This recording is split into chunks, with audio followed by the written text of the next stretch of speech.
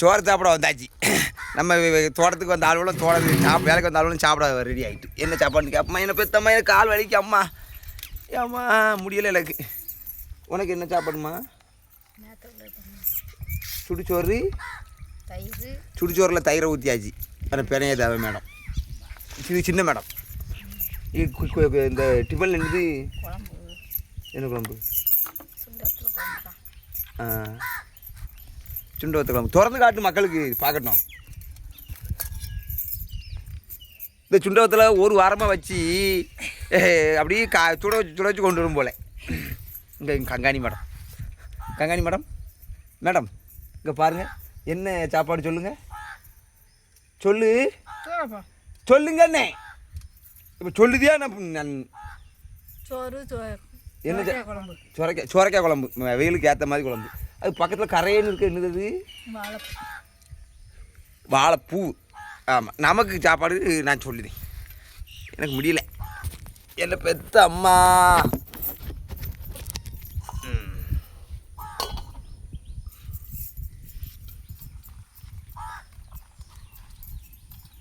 குருத்தியல்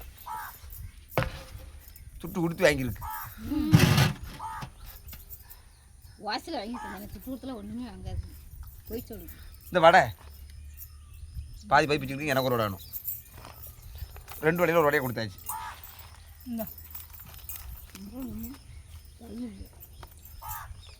20 வயசு தான் ஆகுது, பல்லு இப்போமே இல்லையா வடை திங்கிறதுக்கு. பார்த்துக்கிடுங்க, கொடுமையை உணர்ந்து விட்ருக்கான் பற்றியலா. சட்னி ஊற்றி சாப்பிடலாம். நீ 2 பார்சல் தெரியல.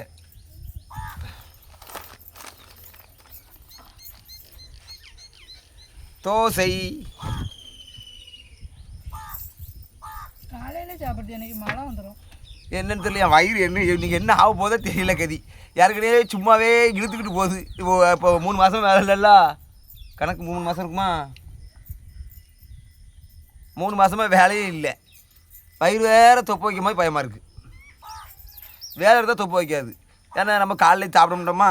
இன்றைக்கி இங்கே ஐயா என்னன்னு தெரியல, பெத்த ஐயா வேங்காந்து அப்படியே தட்டி விட்டுருக்காரு.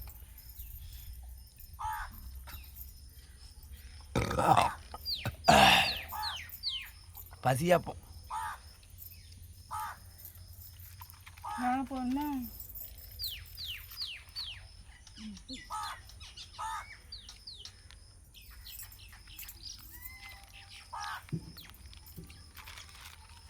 சட்டினி தோசைக்கு. இப்போ என்ன தான் திம்பான் தெரியல. சோபாம்மா கேட்க, வாழைப்பூ வேண்டாமா, வடை வேண்டாமா? சிறப்புங்க அடிச்சு விட்றாதீங்க. இங்கே இப்போ இதேன்னு இருக்கு. ஏம்மா எல்லோரும் சாப்பிட வாங்க. என்ன சாப்பிட சொல்லுங்கள் மேடம். கங்காணி மேடத்துக்கு கருதறுப்புனாலே உடல் வலிக்கு. இப்போவும் இன்னைக்கு அங்கே சிறுகிழங்கு எடுக்க கூப்பிடுதாங்க. இங்கே வேலையே இல்லைல்ல, நான் அங்கே வேணால் போட்டா அவன் ஃபோன் பண்ண பிறகு உனக்கு ஃபோன் பண்ணணும்.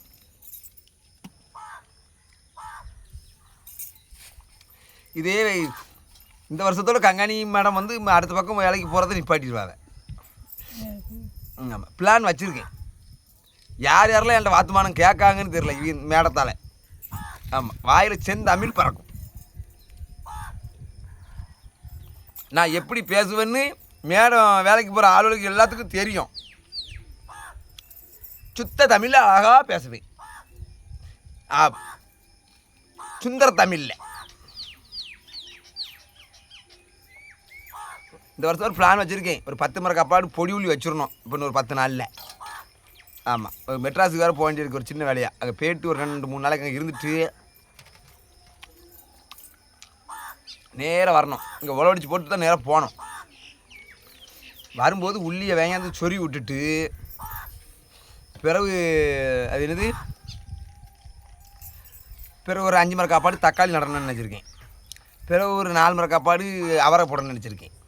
பிறகு ஒரு 5 மர காப்பாடு வெண்டை போடணும்னு நினச்சிருக்கேன்.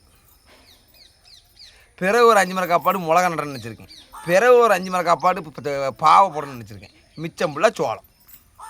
பிறகு ஒரு பதக்காப்பாடு கத்திரிக்காய் நடணும்னு இருக்கேன். மேடை வந்து பிளான் பண்ணி அடிப்பாவ. என்ன அடிப்பாவன்னா, நான் வந்து அது என்னமோ சொல்லுவாவில், காய்கறி வேணும்னா நான் மற்ற இடத்துக்கு போய் வேலைக்கு போனால் தானே கிடைக்கும், அதுக்கு தான் எல்லா காய்கறியும் வச்சுருந்தது. காய்கறி வேணும்னா நான் எல்லா இடத்துக்கும் வேலைக்கு போனால் தானே எனக்கு கிடைக்கும் காய்கறி.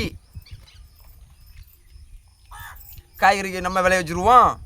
மொத்தம் 20 மரம் காப்பாடு பூம்பயிர் வைக்கிறோம், மிச்சம்லாம் சோளம். ஆமாம், என்ன மேடம் அப்படியே மூஞ்சிலாம் சாவுது நடத்துக்கு. நாங்கள் பூம்பயிர் வைக்கணுன்னே இதுனா நம்மனா ஆளை சொல்லக்கூடாது. ஒரு 2-3 பேர் இருக்காங்க வேலை பார்க்க ஆள். அவங்க எந்த பயிர் வைக்கிறாலும் வைங்கய்யா வைங்க அப்படிங்க. சரி எல்லோரும் சாப்பிடுவாங்க, ஃபோனு வேறு வருது.